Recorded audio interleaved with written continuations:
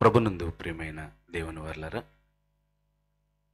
మొదటిగా మరి 3 రోజుల పాటు మహాజ్ఞాన సంగతులను మనకు అందించడానికి మన మధ్యకు విచ్చేసినటువంటి Bible open university India international joint director గారైనటువంటి లాజరస్ ప్రసన్నబాబు గారికి హృదయపూర్వకమైన ధన్యవాదాలు తెలియజేస్తున్నాం.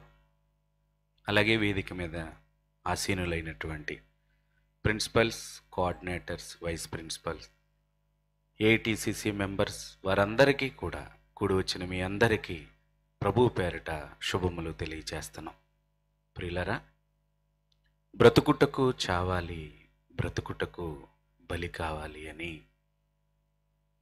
నిన్నటి దినాన్న ఎన్నో ఆలోచనాత్మకమైన విషయాలు తండ్రి మనసులో మనుషులందరి విషయమై కలిగి ఉన్న ఆలోచనలను దైవదాసుల నోట ఎన్నో విషయాలను మనం నేర్చుకున్నాం.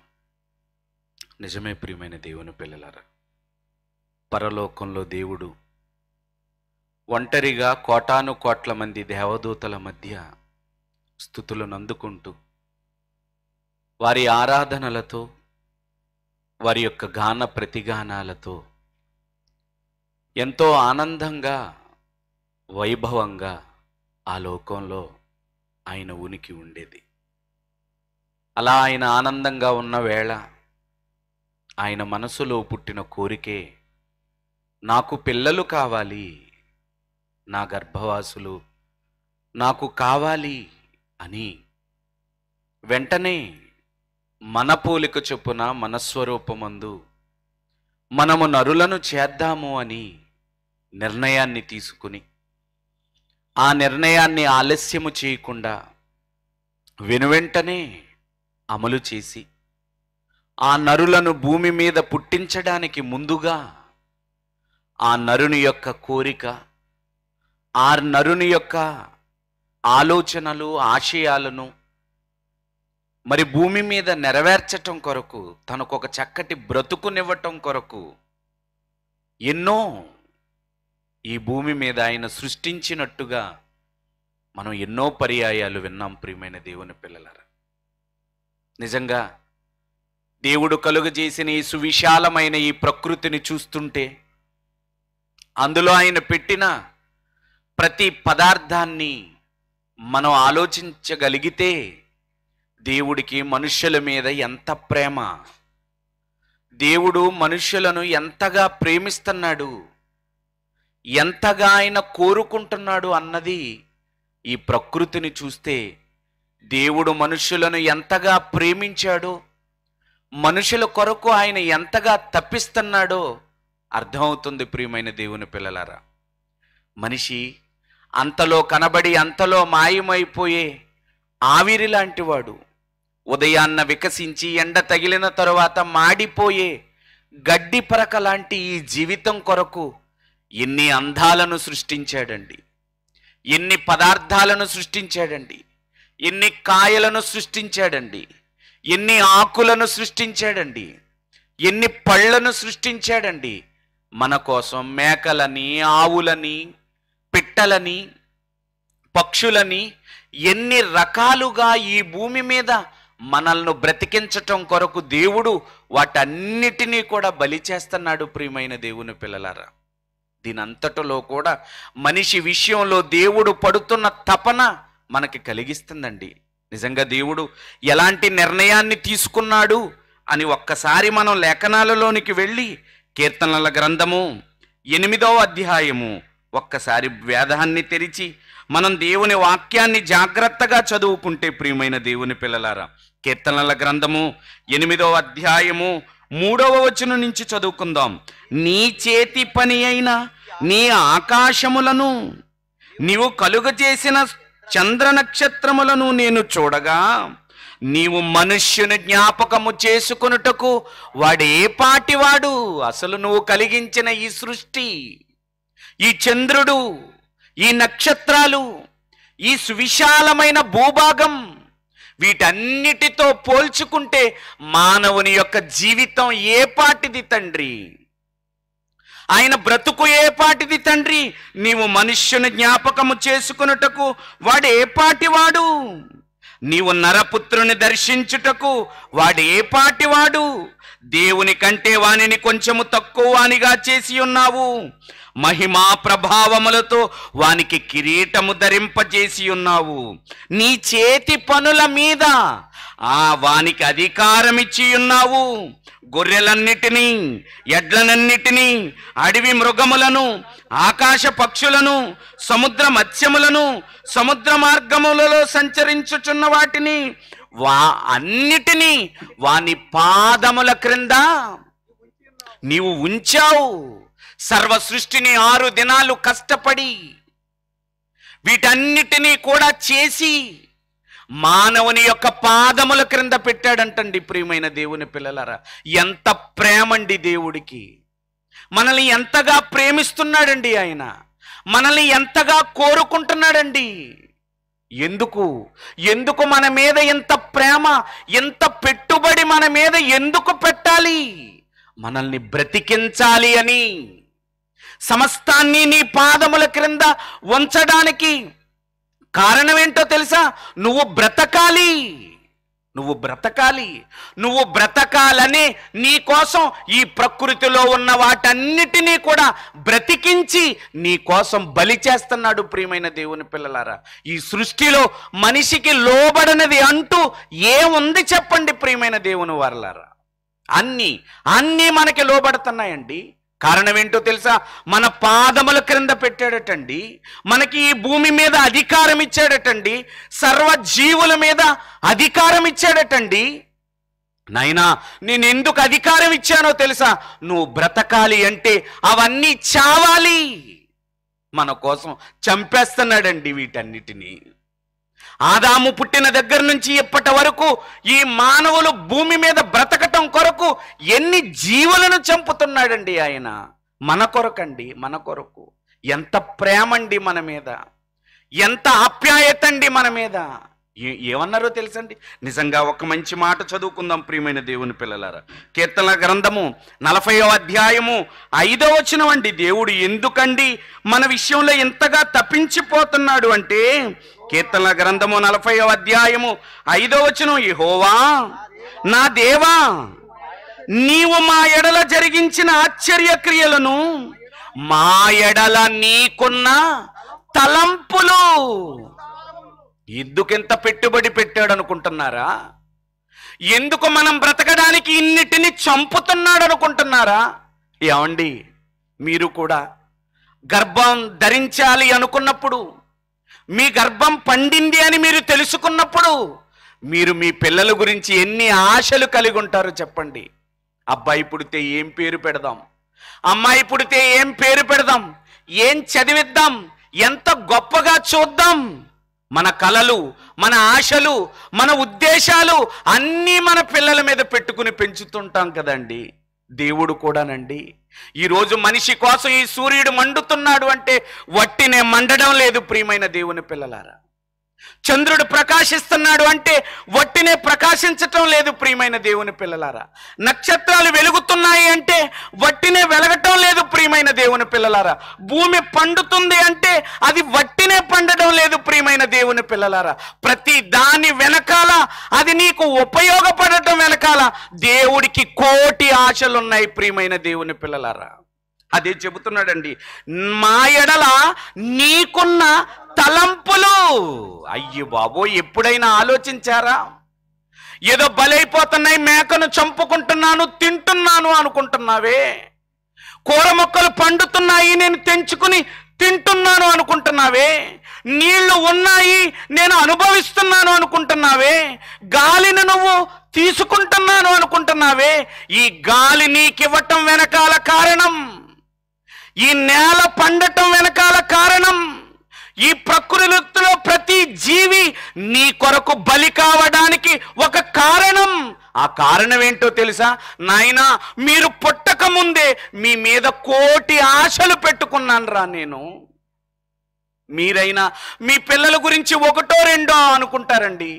ఒకవేళ మీరు లా చదవకపోలేకపోతే నా కొడుకుని నేను ఎలాగా లా చేయలేకపోయాను, నా బిడ్డనైనా లా చదివించాలి అనుకుంటావు. ఒకవేళ నువ్వు ఐపీఎస్ అవ్వలేకపోతే నా బిడ్డనైనా ఐపీఎస్ చేయాలి అనుకుంటావు. నువ్వు చదువుకోలేకపోతే నా బిడ్డనైనా బాగా చదివించాలి అనుకుంటావు. ఆశండి ప్రతి బిడ్డ మీద, ప్రతి తల్లికి, కన్న ప్రతి తండ్రికి కూడా కోటి ఆశలు పెట్టుకుని పెంచుతుంటారు ప్రియమైన దేవుని పిల్లలారా. ఇంతకీ ఇన్ని ఆశలు పెట్టుకున్న తల్లిదండ్రులుగా మన పిల్లలకి మనం ఏమి ఇచ్చాము, ఏమి చేశాము అంటే ఏం చేయలేదండి. దేవుడు మన గర్భంలో తయారు చేస్తే మనం పెంచుతున్నాం తప్ప మనం ఏం చెయ్యలేదండి. వాటి కోసం గాలిని చేయలేదు, వాడి కోసం నీటిని చేయలేదు, వాడి కోసం ఆహారం చేయలేదు. వాడు అనుభవిస్తున్న ఈ ప్రకృతిలో ఏది మన బిడ్డ కోసం మనం చెయ్యకపోయినా మన బిడ్డల కోసం కోటి ఆశలు పెట్టుకుంటామండి. అవి నెరవేరనప్పుడు, అవి తీరనప్పుడు ఎందుకురా అనవసరంగా వీడిని కన్నాను, ఎందుకురా వీడికి జన్మనిచ్చాను, వీడిలాంటి వాడు అవుతాడంటే కనకుండా ఒక గొడ్రాలుగానో గొడ్డివాడిగానో నేను ఉండిపోతే మంచిది అని నువ్వెంత బాధపడుతుంటావో. నీ ఆశలు నెరవేరనప్పుడు, నీ కోరిక నీ బిడ్డల విషయమై తీరనప్పుడు, ఏమీ చెయ్యలేని నువ్వే నీ బిడ్డల మీద ఇన్ని ఆశలు పెట్టుకుంటే ఆయన గాలిని చేసిన వాడండి, నీటిని చేసిన వాడండి, భూమిని చేసిన వాడండి. నువ్వు అనుభవిస్తున్న ప్రతి దానిని తయారు చేసి నీ చేతులలో, నీ పాదముల క్రింద పెట్టిన వాడండి. ఆయన చెబుతున్నాడండి, నేను మీ ఎడల విస్తారమైన తలంపులు, వాటిని వివరించి చెప్పేదని అనుకుంటేనా? తలంపుల? అవును, నిన్న రాత్రి మనం చదువుకున్నామే, యేసు అనే ఒక మహానుభావుడు ఈ లోకంలో పుట్టక ముందు ఆయన గురించి ఆయన తండ్రి ఆయనను పంపినవాడు రాసుకున్నాడటండి. ఏమని?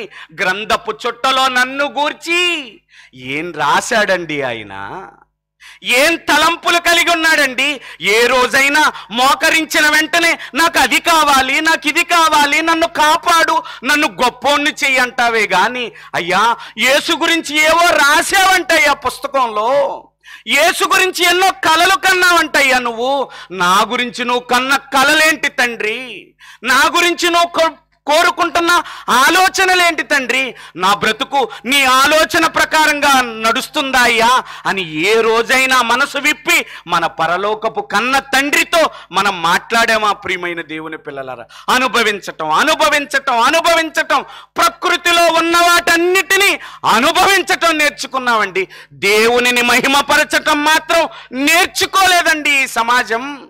ఇది ఇప్పటి బాధ కాదు, ఇది ఇప్పటి ఆలోచన కాదు. మనకంటే ముందట తరాలలో పుట్టిన మన పితరులు కూడా దేవుడి వలన దయ పొందటం నేర్చుకున్నారు కానీ, దేవుని వలన బ్రతకటం నేర్చుకున్నారు కానీ, దేవునిని మహిమపరచటం నేర్చుకోలేదు ప్రియమైన దేవుని వారలారా. నిజంగా ఒక్కసారి మనం గతంలోనికి వెళ్ళగలిగితే ద్వితీయోపదేశకాండము 32వ అధ్యాయము 10-11 వచనాలు చదువుకుందాం ప్రియమైన దేవుని వారలారా. ద్వితీయోపదేశకాండము 32వ అధ్యాయము 10-11 వచనాలు చూద్దాం. అరణ్య ప్రదేశములోను భీకర ధ్వని గల పాడైన ఎడారిలోను వాని కనుగొని ఆవరించి. ఎవరి గురించి చెబుతున్నాడు? ఐగుప్తు దేశములో బానిసత్వంతో మగ్గిపోతున్నారే, ఆ బానిసరపు చాకిరీ చెయ్యలేక కన్నీళ్లు పెట్టుకున్నారటండి దేవుడి దగ్గర. అయ్యా మేము ఈ పనులు చేయలేకపోతున్నామయ్యా, నీ దృష్టికి పాపం చేశామయ్యా, మమ్మల్ని కాపాడయ్యా అని ప్రార్థన చేస్తే ఆ కన్నీళ్లు విడటం ఆయన చూసి మోషే అనే మహానుభావుణ్ణి వాళ్ళ దగ్గరికి పంపించి, నా పిల్లలందరినీ కూడా తమ స్వదేశానికి తీసుకెళ్ళిపోయా, వాళ్ళ బాధ నేను చూడలేకపోతున్నానయ్యా అని వాళ్ళ దగ్గరికి పంపిస్తే ఏం చేశారటండి? చదవండి. కను పాప వలె వారిని కాపాడి. ఎక్కడా? ఇంట్లో కాదండి, ఊళ్ళో కాదండి, అరణ్యములో, భీకరమైన ధ్వని గల ఎడారిలో. ఎవరిని? కంటికి రెప్పలా కాపాడుతూ వస్తున్నాడండి. ఆ కంటికి రెప్పలా కాపాడుతూ ఆ భీకరమైన అరణ్యములో మా దేశానికి వెళ్ళిపోవాలి, మా దేశానికి వెళ్ళిపోవాలి, మా స్వదేశానికి వెళ్ళిపోవాలి. ఆ ఆలోచన లేదటండి వాళ్ళకి. ఏం కావాలట? తిండి కావాలటండి. ఏం కావాలి? తినడం. ఈరోజు కూడా ప్రకృతిని అనుభవించటం, గాలిని అనుభవించటం, నీటిని అనుభవించటం, భూమిని అనుభవించటం. ఎందుకు అనుభవిస్తున్నావు? అనుభవించేలాగా ఈ పరిస్థితులు నాకెందుకు పెట్టాడు? నా విషయంలో దేవుడుకున్న తలంపేంటి అనే ఆలోచన సమాజానికి లేదండి. అనుభవించటం ఒక్కటే, దేవుణ్ణి ఉపయోగించటం ఒక్కటే నేర్చుకుందండి ఈ సమాజంలో ఉన్నవారు కూడా. అలాగే అలవాటు చేశారండి. ఏమని? మీకు అప్పులా? మీకు రోగాలా? మీకు సమస్యలా? అయితే తేరగా ఒక ఆయన ఉన్నాడు, వచ్చేయండి. ప్రయాసపడి భారము మోసుకొనుచున్న సమస్త జనులారా నా యొద్దకు రండి. మార్చేశారండి. దేవుణ్ణి కూడా ఆపద ముక్కుల వాణ్ణి చేసి అవసరాల కొరకే ఉపయోగించటం నేర్చుకున్నారండి. దేవుణ్ణి కూడానండి. వీళ్లను కూడా అరణ్యములో పాడైన భీకర ధ్వనిగల ఎడారిలో కంటికి రెప్పలా కాపాడుతూ వాళ్ళకు అవసరమైనవన్నీ ఇస్తూ. ఎన్ని పూరేళ్ళండి. 11వ వచనాన్ని చదువుకుందామండి ఒకసారి. పక్షిరాజు తన గూడు రేపి తన పిల్లలపై అల్లాడుచు రెక్కలు చాపుకొని వాటిని పట్టుకొని తన రెక్కల మీద వాటిని మోయినట్లు యెహోవా వారిని తన రెక్కలతో మోసేడటండి. ఒక పక్షిరాజు ఎలాగైతే తన పిల్లల్ని కాపాడుతుందో 6 లక్షల కాల్బలాన్ని 40 సంవత్సరాల పాటు కాపాడేడండి. మనకైతే ఇంకా వర్షాల వలన నదులు నిండి ఆ నదులలో నీళ్లు మన దగ్గరకు వచ్చి మనం దాహాన్ని తీర్చుకుంటున్నామండి. కానీ ఆ రోజు ఆయన చేసిన సాహసం ఏంటో తెలుసా? బండ సందులలో నుంచి ఏం రప్పించాడు? నీళ్లు రప్పించాడండి. వండుకోవలసిన అవసరం లేకుండా ఆహారాన్ని, మన్నాని పంపించాడండి. అది కూడా మాకు సరిపోదు. మేము ఐగుప్తు దేశంలో ఉన్నప్పుడు మేము కొండల దగ్గర మాంసాన్ని వండుకుని ఓ పక్క ఇటుకలు చేస్తూ మరొక పక్క కొండలో ఉన్న మాంసాన్ని తింటూ ఉండేవాళ్ళం. మాకు కీరదోసకాయలు ఉండేవి అక్కడ. నీ అరణ్యంలో మాకేమీ లేవు అని ఆయనను శోధించారటండి. ఆయనను శోధించారటండి. అయ్యో, మమ్మల్ని ఆ ఐగుప్తు చెర నుండి మా దేశానికి నడిపించుకుపోతున్నాడనే కృతజ్ఞత లేదండి వారికి. మాకు మాంసం కావాలన్నారటండి. ఆ తిన్న మాంసం ఇంకా పళ్ళ సందులలో ఉండగానే మళ్ళీ మొదలెట్టారంటండి సనగటం. దేవుణ్ణండి. కీర్తనల గ్రంథం 106వ అధ్యాయం, కీర్తనల గ్రంథం 106వ అధ్యాయం 21, 22 వచనాలు చదువుకుందాం ప్రియమైన దేవుని పిల్లలారా. ఐగుప్తులో గొప్ప కార్యములను మన కళ్ళ ముందు, మనకంటే ముందటి తరాలలో మన పితరులు బ్రతికిన జీవితం అండి. ఇప్పుడు వాళ్ళకి మనకి ఏం తేడా లేదు ప్రియమైన దేవుని పిల్లలారా. వాళ్ళ మీద కోటి ఆశలండి, దేవునికి కోటి కోరికలండి. మా ఎడల నీకున్న తలంపులు బహు. దేవుడు తలంపులతో మనిషికి పని లేదు.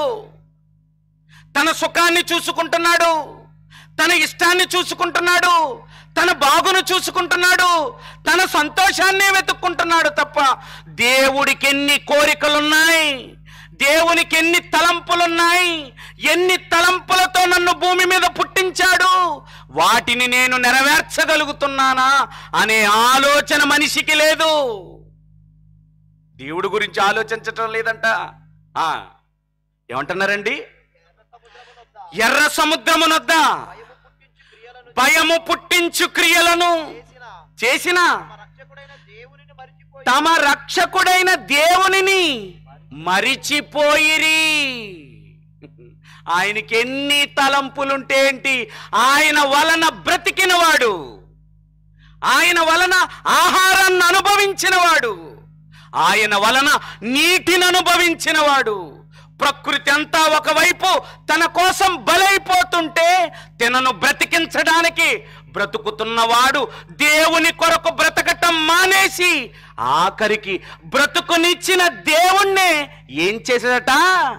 మరిచిపోయారా? దేవుణ్ణే మరిచిపోయిందా? నువ్వు బ్రతకటం కోసం ప్రకృతిని బలి చేస్తున్నాడు ఆయన.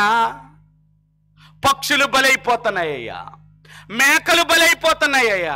ఎన్ని పాలు తాగుతున్నావండి, ఎంత మజ్జిగ తాగుతున్నావండి, ఎన్ని చెరువుల నీళ్లు తాగేస్తున్నావండి, ఎన్ని బస్తాల రైస్ తినేస్తున్నావండి. మన కోసం అవన్నీ చచ్చిపోతున్నాయండి. మనం ఏం చేయాలో తెలుసండి? అవన్నీ మన కోసం చచ్చిపోతున్నాయి గనుక, అవి చచ్చి మనల్ని బ్రతికిస్తున్నాయి గనుక మనం దేవుడు కోసం బ్రతకాలి. దేవుడు కోసం బ్రతకవలసిన వాడు దేవుడిచ్చిన వాటన్నిటినీ అనుభవించి ఏం చేస్తున్నాడట? మరిచిపోయారటండి. ఆయన చేసిన ఆశ్చర్య క్రియలను, వారి ఎడల చూపిన మహత్కార్యములను వాళ్ళు ఏం చేశారట? మరిచిపోయారా? అవునండి, ఈరోజు కూడా మనం కూడా మరిచిపోతున్నామండి. అందుకే దావీదు అనే భక్తుడు అంటున్నాడు, నా ప్రాణమా యెహోవాను సన్నుతించుము, ఆయన చేసిన ఉపకారములలో దేనిని మరిచిపోయిన వాడెవ్వడు దేవుని కొరకు బ్రతకలేడు. ఒక దావీదు దేవుని కొరకు బ్రతకగలిగాడంటే, ఒక అబ్రహాము దేవుని కొరకు బ్రతికాడంటే, ఒక నోవహు ఆ తరములో నీతిగా బ్రతికాడంటే, ఒక ఊజు దేశములో ఒక యథార్థవంతుడుగా యోబు బ్రతికాడంటే అర్థం ఏంటో తెలుసా? మా కొరకు, మమ్మల్ని బ్రతికించటం కొరకు ఎన్నో జీవులను మా కొరకు బలేస్తున్నాడండి ఆయన. మేం బ్రతకడం కోసం ఎన్నిటినో చంపుతున్నాడండి ఆయన. మరి మేము ఆయన కోసం బ్రతకొద్దా? మేము ఆయన ఉనికిని చాటొద్దా? అవసరమైతే ఆయన కోసం నా కొడుకునైనా ఇచ్చేస్తాను, ఆయన కోసం నేను మంటలలోనికైనా వెళ్ళిపోతాను, ఆయన కోసం నేను సింహాల బోనలోనికైనా వెళ్ళిపోతాను. ఎవరు చేయగలరు ఈ పనులు? గుర్తుంచుకున్న వాళ్ళు, మదిలో పెట్టుకున్న వాళ్ళు, ఆయనకి ఉన్న కోటి ఆశలు తెలుసుకున్న వాళ్ళు.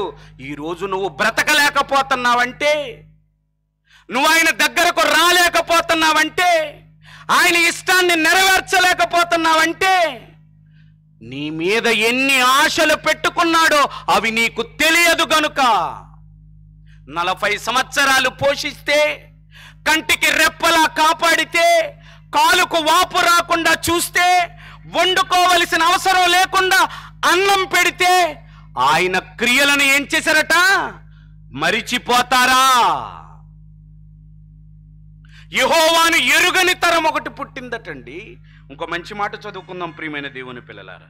నెహెమ్యా గ్రంథం 9వ అధ్యాయం 25-26 వచనాలు చదువుకుందాం ప్రియమైన దేవుని పిల్లలారా. ముగిస్తానండి. నెహెమ్యా గ్రంథం 9వ అధ్యాయం 26వ వచనాన్ని చదువుకుందాం ప్రియమైన దేవుని పిల్లలారా. ఆయనను వారు అయినను అంటే అర్థం ఏంటి? ఆయన వల్ల ఎంతో లాభాన్ని పొంది, ఆయన వలన బ్రతికి, ఆయన వలన బట్ట కట్టి, వాళ్ళు బ్రతకటం కోసం ఎన్నిటినో చంపితే, ఆ విశ్వాసం లేనివారు, ఆ కృతజ్ఞత లేనివారు, దేవుని మదిలో వాళ్ళు పుట్టుకకు ముందే ఎన్నో ఆశలతో వాళ్ళని పుట్టించాడన్న సంగతి మరిచిపోయిన వారు, అయినను వారు అవిధేయులై దేవుడి మీద తిరగబాటు చేసిందటండి. ఆనాటి మన పితరులున్న సమాజం దేవుని మీద తిరుగుబడింది, దేవునికి వ్యతిరేకంగా బ్రతికింది. అందుకే చెబుతాడు కదండి యెషయా గ్రంథం 1వ అధ్యాయం 2వ వచనం నుంచి చదువుకుంటే ఏమంటాడు? ఆకాశం ఆలకించుము, భూమి చెవియొగ్గు, నేను పిల్లల్ని పెంచి గొప్పవారినిగా చేశానయ్యా. వారిలాంటి బ్రతుకు నేను ఈ 84 లక్షల జీవరాశులలో ఏ జీవికి ఇవ్వలేదమ్మా, ఒక కోతికి ఇవ్వలేదమ్మా, ఒక మేకకి ఇవ్వలేదమ్మా, ఒక ఆవుకి ఇవ్వలేదమ్మా. నా పిల్లలే గొప్పగా ఉండాలని వారికి నోరిచ్చానమ్మా, భాష ఇచ్చానమ్మా, మాటలు ఇచ్చానమ్మా. వాళ్ళు నా కోసం బ్రతుకుతారని ఎన్నో ఆశలతో పుట్టించానమ్మా వాళ్ళని భూమి మీద. వాళ్ళు సుఖంగా ఉండాలి అని నా రెక్కలు ముక్కలు చేసుకొని నేను అలిసిపోయేంతగా 6 దినాలు కష్టపడి ఈ సువిశాలమైన భూమిని చేశానమ్మా. కానీ నాకు దక్కిన ప్రతిఫలం ఏంటో తెలుసా? నా పిల్లల కోసం నేను ఇంత కష్టపడితే నాకు ఒరిగిందేంటో తెలుసా? ఆకాశమా, సేవకులతో చెప్పుకుంటున్నాడండి. కన్న బిడ్డలతో మానేసి, కన్నవారితో మానేసి సేవకులతో చెప్పుకుంటున్నాడండి. ఏడుస్తున్నాడండి కన్న తండ్రి. ఏడవటానికా భూమిని చేసింది? ఏడవటానికా సూర్యుని చేసింది? ఏడవటానికా నీకు బ్రతుకునిచ్చింది? బ్రతుకునిచ్చి బ్రతుకును పొందుకున్న మనిషి సంతోష పెట్టడానికి బదులు పరమందున్న తండ్రిని కన్నీటిమయం చేశాడండి. ఆకాశమా ఆలకించు, భూమి చెవియొగ్గు. నేను పిల్లల్ని పెంచి వదిలేయలేదమ్మా, అనాథలుగా వదిలేయలేదమ్మా. నేను వాళ్ళకి కావలసినవన్నీ ఇచ్చానమ్మా, వాళ్ళని గొప్పవారిగా. అయితే నాకు ఒరిగిందేంటో తెలుసా? వాళ్ళు నా మీద కనీసం ఎద్దుకున్న జ్ఞానం, కనీసం గాడిదకున్న జ్ఞానం నా పిల్లలకు లేదమ్మా అని వాపోతున్నాడండి పరలోకపు తండ్రి. ఈరోజు నువ్వు కూడా బ్రతుకుతున్నావు కదా, నువ్వు నేను బ్రతుకుతున్నాం కదా. మనందరం కూడా బ్రతకడానికి ఈ ప్రకృతిని దేవుడు చంపుతున్నాడు కదా, నిన్ను బ్రతికించటం కొరకు. మరి నీ బ్రతుకెవరి కోసం? నీ బ్రతుకెవరి కోసం? నీ జీవితం ఎవరి కోసం? నువ్వు పితరుల వలె ఆయనను బాధ పెట్టడానికా నీ బ్రతుకు? ఆయనను బాధ పెట్టడానికా? వద్దండి, ఆయన్ని బాధ పెట్టకూడదు, ఆయనను సంతోషపరచాలి. వచ్చాడండి ఈ లోకానికి మహానుభావుడు. ఇదిగో ఈయనే నా ప్రియ కుమారుడు, ఈయన యందు నేను ఆనందం. ఈ ప్రపంచంలో ఏ మనిషి వల్ల దక్కని ఆనందం ఒక్క యేసు వల్ల దక్కిందండి. కారణం ఏంటో తెలుసా? ఆయన బ్రతికింది తన కోసం కాదు. ఎవరి కోసం? దేవుని కోసం. నేను నా ఇష్టం నెరవేర్చుకొనుటకు రాలేదు, నన్ను పంపిన వాని చిత్తం నెరవేర్చడానికి వచ్చానని యేసనే మహానుభావుడు చెబితే, ఆ యేసును నమ్మిన క్రైస్తవ్యం ఈ రోజుకి ఆ పితరులను తలపించినట్టుగానే బ్రతుకుతుందండి. తీతుకు రాసిన పత్రిక 1వ అధ్యాయం 16వ వచనం. ప్రియమైన దేవుని పిల్లలారా, తీతుకు రాసిన పత్రిక 1వ అధ్యాయం 16వ వచనం. దేవునిని ఎరుగుదుమని వారు చెప్పుకుందరు. ఈరోజు యేసు మా దేవుడండి. మీరెవరండి? మేము క్రైస్తవులం, మేము క్రీస్తును నమ్మిన వారం. ఒకప్పుడు వాళ్ళు కూడా అలాగే చెప్పుకున్నారట. యేసు ఈ భూమి మీదకి వచ్చినప్పుడు కూడా ఇశ్రాయేలీలు కూడా అలాగే చెప్పారు, మేము అబ్రహాము సంతానం, మేము ఎన్నడూ ఎవడికి దాసులమై ఉండలేదు. మేమేమనుకుంటున్నాం? యేసు ప్రభువు మమ్మల్ని. వీళ్ళు కూడా అదే చెప్తాం, మనం కూడా అదే చెప్తున్నాం. ఏమని? దేవుని ఎరుగుదుమని వారు చెప్పుకుందరు. ఐఎమ్ క్రిస్టియన్, నేను క్రైస్తవుణ్ణి, నా దేవుడు జీవము కలిగిన వాడు. చెప్పటానికి బాగానే ఉంది, కానీ ఆచరణలలో మాత్రం బ్రతుకు సరిగా లేదు. వారు దేవునిని ఎరుగుదుమని చెప్పుకుందరు గాని అసహ్యులు, అవిధేయులు, ప్రతి వాక్య సంబంధమైన పనికి భ్రష్టులునైయుండి తమ క్రియల వలన ఆయనను ఎరుగమన్నట్టుగా ఉన్నారటండి.